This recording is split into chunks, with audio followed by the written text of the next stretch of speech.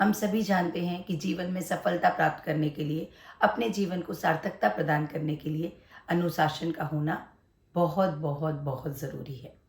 और ये अनुशासन का पालन करने की हम पूरी कोशिश करते हैं, पर कई बार हम अनुशासन को पालन नहीं कर पाते। हाय, नमस्ते। मैं संध्या गुप्ता, एक माँ, एक पत्नी, एक लेखक, एक काउंसलर, एक सोशल वर्कर और आप सबकी अपनी दोस्त। और यह है मेरे विचारों का सृजन। मेरे चैनल सृजन बाय संध्या गुप्ता में आप सभी का स्वागत है। हाय, नमस्ते, कैसे हैं आप सभी? एक बार फिर स्वागत है आपका सृजन के साथ, संध्या के साथ में। इस बार हम बात करेंगे डिसिप्लिन की या अनुशासन की, आत्मानुशासन की।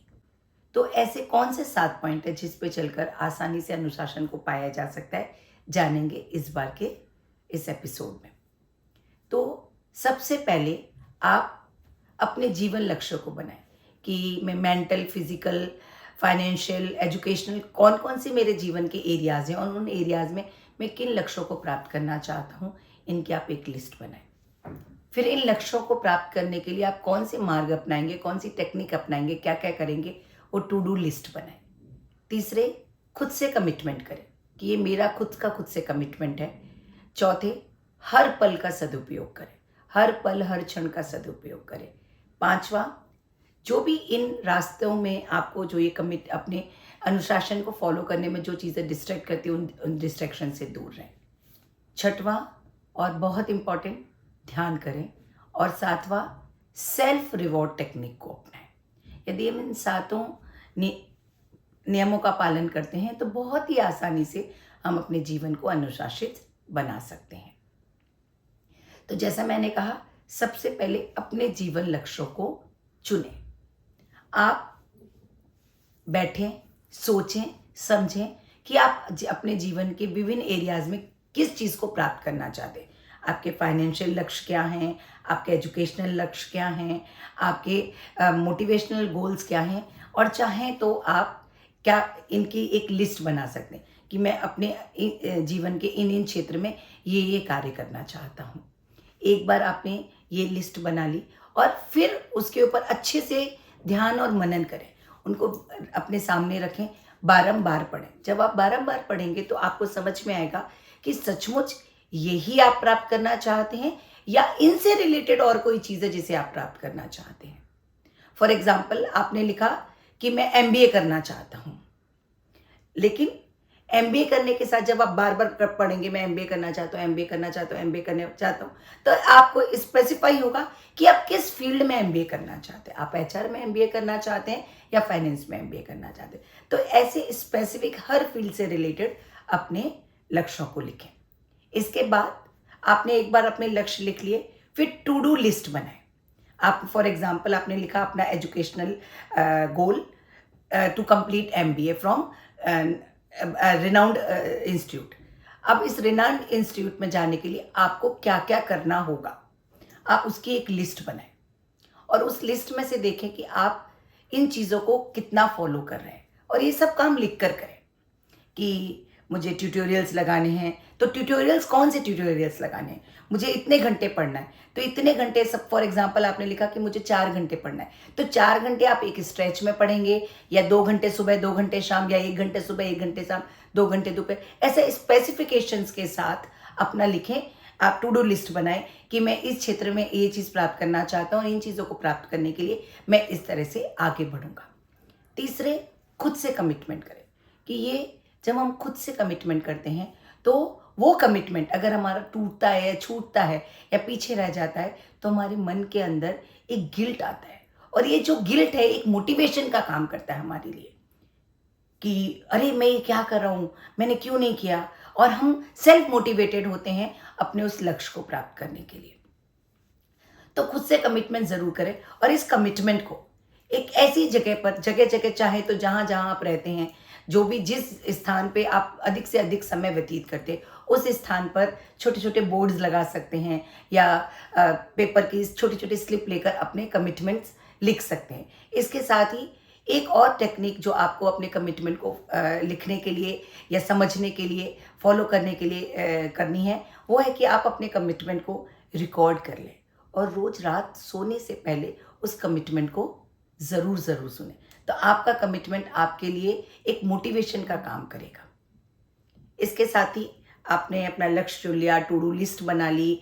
तीसरे, आपने अपने आप से कमिटमेंट कर लिया। चौथे, इस कमिटमेंट को पूरा करने के लिए समय का सदुपयोग करें। हर पल, हर क्षण का सदुपयोग करें कि मैं सुबह, आपने डिसाइड किया कि मैं, और इसके लिए सबसे ज़्यादा ज़रूरी है सुबह की शुरुआत जल्दी करें। आप जल्दी अपनी सुबह की शुरुआत करेंगे तो उसका बहुत बड़ा बेनिफिट ये होता है कि उस वक्त आपके पास किसी भी तरीके का डिस्ट्रैक्शन नहीं होता।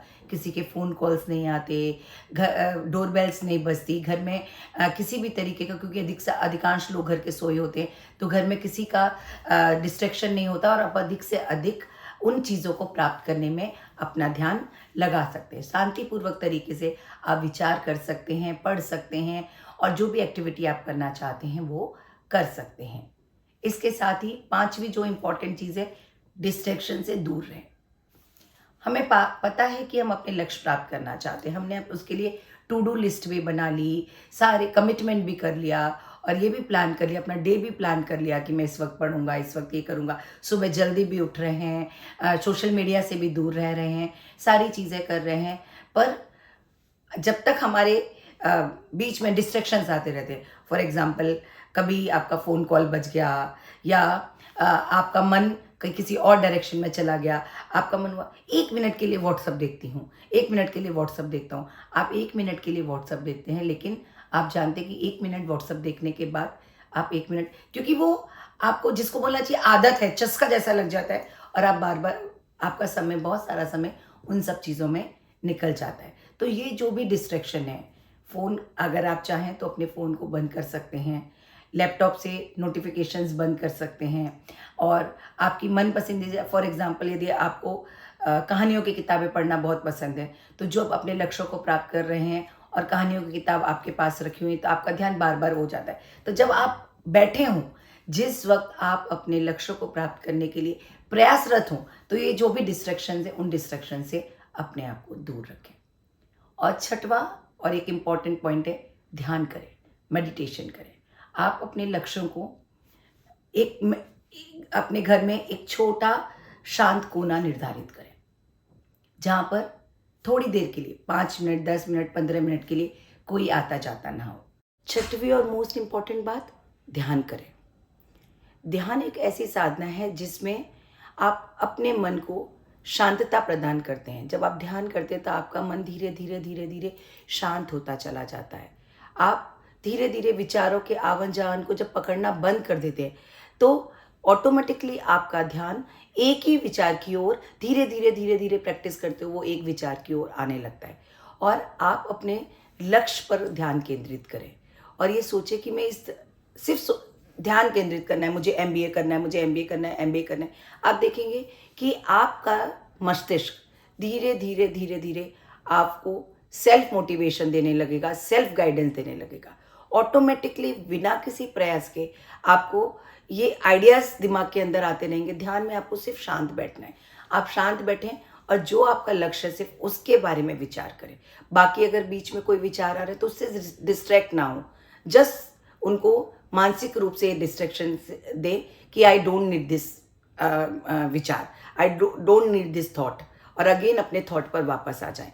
तो आप जब ऐसी प्रक्रिया करेंगे, धीरे धीरे करते करते आपको सेल्फ गाइडेंस आने लगेगी और उस सेल्फ गाइडेंस के हिसाब से आप अपने जीवन लक्ष्यों को आसानी से प्राप्त कर सकते हैं।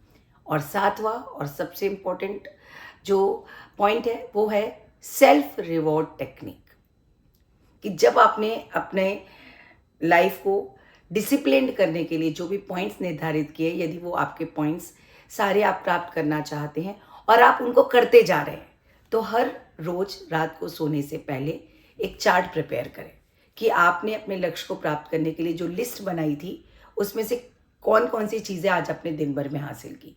यदि आपको लगता है आपने सारी जो चीज़ें हासिल की उसके आगे अपने आप को स्टार देते चले जाएं और जो चीज़ें प्राप्त नहीं की उसके आगे आप क्रॉस करते चले जाए। जब आप स्टार देंगे तो आपको खुशी होगी, अरे वाह, आज मैंने ना 5 में से 4 चीज़ों को किया। और यदि आप नहीं कर पाएंगे तो आपके अंदर वो गिल्ट आएगा, थोड़ा आपको एंग्जाइटी होगी, और ये गिल्ट और एंग्जाइटी आपके लिए पॉजिटिव मोटिवेशन का काम करेगा। गिल्ट, एंग्जाइटी ऐसी नेगेटिव चीज़ें हमेशा नेगेटिव नहीं होती, sometime they are very important for self motivation. तो इस तरह से आप अपने आप को अपने लक्ष्यों के प्रति मोटिवेट रख सकेंगे और अपनी पूरी की पूरी लाइफ को डिसिप्लिन बना सकेंगे। आशा है आप इन सभी पॉइंट्सों को अच्छे से समझेंगे, उन पर विचार करेंगे, अपने जीवन में उतारेंगे और अपने लाइफ को डिसिप्लिन करेंगे। फिर मिलेंगे बहुत जल्दी सृजन के साथ, संध्या के साथ में। तब तक के लिए नमस्कार।